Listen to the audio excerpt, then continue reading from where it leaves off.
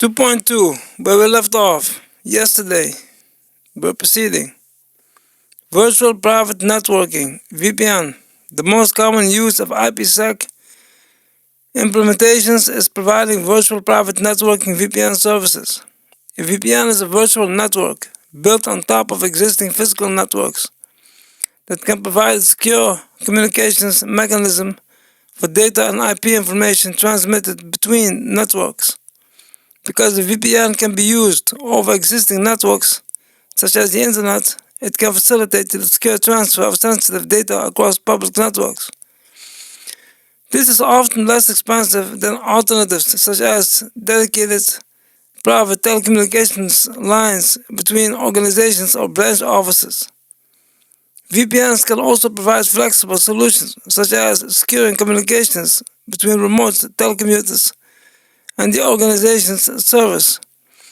Regardless of where the telecommuters are located, a VPN can even be established within a single network to protect particularly sensitive communications from other parties on the same network. Sections 2.2.1 through 2.2.3 discuss these three models: gateway to gateway, host to gateway, and host to host. VPNs can use both symmetric and asymmetric forms of cryptography. Symmetric cryptography uses the same key for both encryption and decryption, while asymmetric cryptography uses separate keys for encryption and decryption, or to digitally sign and verify a signature. Symmetric cryptography is generally more efficient and requires less processing power than asymmetric cryptography, which is why it is typically used to encrypt the bulk of the data being sent over a VPN. One problem with symmetric cryptography is with the key exchange process. Keys must be exchanged out of band to ensure confidentiality. Common algorithms that implement symmetric cryptography include digital encryption standard DES, triple DES, 3DES, Advanced Encryption Standards, AES, Blowfish RC4, International Data Encryption Algorithm ID, and the Hash Message Authentication Code HMAC, versions of Message Digest 5 MD5, and Secure Hash Algorithm SHA-1. Asymmetric cryptography, also known as public key cryptography, uses two separate keys to exchange data. One key is used to encrypt or digitally sign the data, and the other key is used to decrypt the data or verify the digital signature. These keys are often referred to as public-private key combinations. If an individual's public key, which can be shared with others, is used to encrypt data, then only that same individual private key, which is known also only to the individual, can be used to decrypt the data. If an individual's private key is used to digitally sign data, then only that same individual public key can be used to verify the digital signature. Algorithms that implement asymmetric cryptography include RSA, Digital Signature Algorithm, DSA, and Elliptic Curve, DSA, ECDSA. Although there are numerous ways in which IPsec can be implemented, most implementations use both symmetric and asymmetric cryptography. Asymmetric cryptography is used to authenticate the identities of both parties, while symmetric encryption is used for protecting the actual data because of its relative efficiency. It is important to understand that VPNs do not remove all risk from networking. While VPNs can greatly reduce risk, particularly for communications that occur over public networks, they cannot eliminate all risks for such communications. One potential problem is the strength of the implementation. For example, flaws in an encryption algorithm or the software implementing the algorithm could allow attackers to decrypt, intercept traffic, random number generators that do not produce sufficiently random values, could provide additional attack possibilities. Another issue is encryption key disclosure. An attacker who discovers a key could not only decrypt traffic, but potentially also pose as the legitimate user. Another area of risk involves availability. A common model for information assurance is based on the concepts of confidentiality, integrity, and availability. Although VPNs are designed to support confidentiality and integrity, they generally do not improve availability. The ability for authorized users to access systems as needed. In fact, many VPN implementations actually tend to decrease availability somewhat because they add more components and services to the existing network infrastructure. This is highly dependent upon the chosen VPN architecture model and the details of the implementation. The following sections describe each of the three primary VPN architectures: host to host, host to gateway, and gateway to gateway. 2.2.1 Gateway to gateway architecture.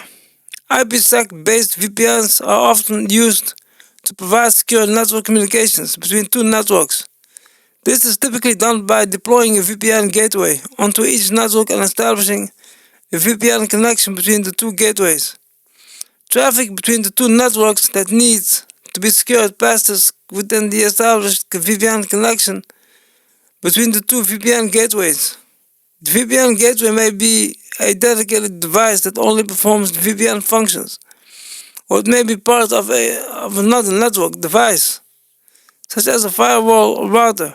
Figure 2-2 shows an example of an IPsec network architecture that uses the gateway to gateway model to provide a protected connection between the two networks. VPN gateway, Internet, VPN gateway. Figure 2.2 Gateway to gateway architecture example. This model is relatively simple to understand. To facilitate the VPN connections, one of the VPN gateways issues a request to the other to establish an IPsec connection. The two VPN gateways exchange information with each other and create an IPsec connection. Routing on each network is configured so that as hosts on one network need to communicate with hosts on the other network. Their network traffic is automatically routed through the IPsec connection, protecting it appropriately. A single IPsec connection establishing a tunnel between the gateways can support all communications between the two networks. Or multiple IPsec connections can each protect different types of clusters of traffic. Figure 2-2 illustrates that the gateway to gateway VPN does not provide full protection for data throughout its transit. In fact, the gateway to gateway model only protects data between the two gateways, as denoted by a solid line. The dashed lines indicate that communications between VPN clients and their local gateway and between the remote gateway and destination host, meaning servers, are not protected. The other VPN models provide protection for more of the transit path. The gateway model is most often used when connecting two secured networks, such as linking a branch office to headquarters over the internet. Gateway to gateway VPNs often replace more costly private wide area network WAN circuits. The gateway to gateway model is the easiest to implement. In terms of users and host management, the gateway to gateway VPNs are typically transparent to users who do not need to perform separate authentication just to use the VPN. Also, the users' systems and the target hosts, meaning servers, should not need to have any VPN client software installed, nor should they require any reconfiguration to be able to use the VPN. 2.2.2 Host to gateway architecture. An increasingly common VPN model is the host to gateway model, which is most often used to provide secure remote access. The organization deploys a VPN gateway onto their network. Each remote access user then establishes a VPN connection between the local computer the host, and the VPN gateway. As with the gateway-to-gateway model, the VPN gateway may be a dedicated device or part of another network device. Figure 2-3 shows an example of an IPsec host to gateway architecture that provides a protected connection for the remote user. Host, Internet, VPN gateway. Figure 2-3 host to gateway architecture example. In this model, IPsec connections are created as needed for each individual VPN user. Remote users, hosts, have been configured to act as IPsec clients with the organization's IPsec gateway. When a remote user wishes to compute resources through the VPN, the host initiates communications with the VPN gateway. The user is typically asked by the VPN gateway to authenticate before the connection can be established.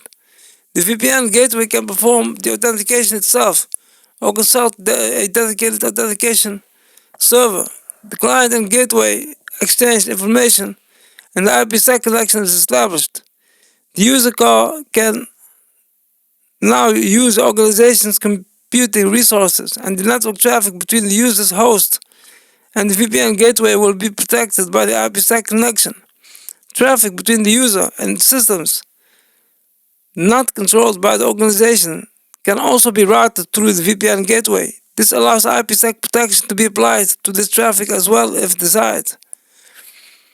As shown in Figure 2-3, the host to gateway VPN does not provide full protection for data throughout its transit.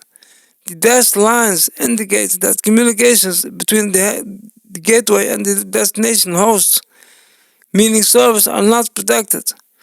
The host to gateway model is most often used when connecting hosts on unsecured networks to resources on secured networks, such as linking traveling employees around the world to headquarters over the internet. Host to gateway VPNs often replace dial-up modem pools. The host to gateway model is somewhat complex to implement and maintain in terms of user and host management. Host to gateway VPNs are typically not transparent to users because they must authenticate before using the VPN. Also, the user's hosts need to have VPN client software configured.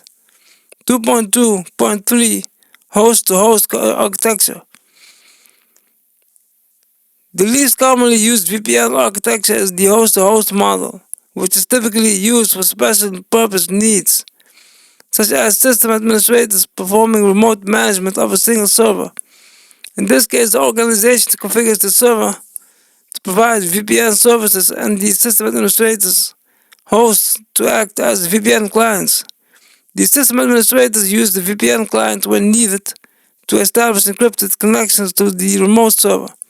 Figure 2-4 shows an example of an IPsec network architecture that uses the host-to-host model to provide a protected connection to a server for a user.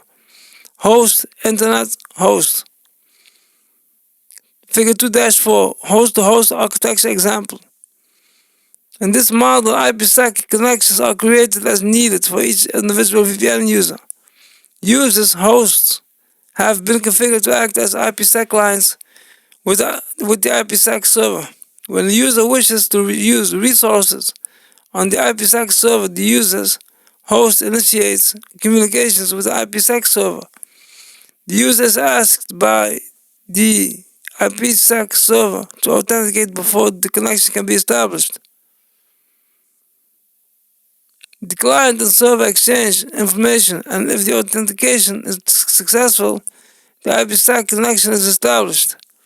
The user can now use the server, and the network traffic between the user's host and the server will be protected by the IPsec connection. As shown in Figure 2-4, the host-to-host VPN is the only model that provides protection for data throughout its transit.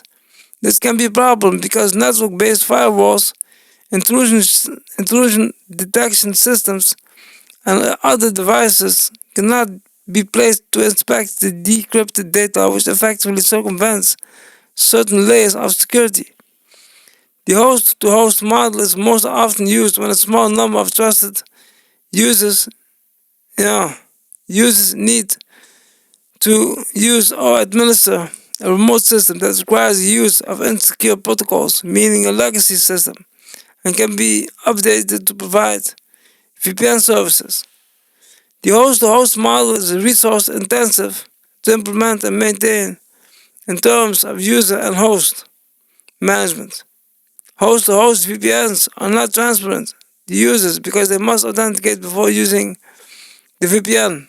Also, all users, systems, and servers that will participate in VPNs need to have VPN software installed and or configured. Next up is 2.2.4 model comparison. We will jump into this in about 2 hours or tomorrow. Please don't forget to like and subscribe.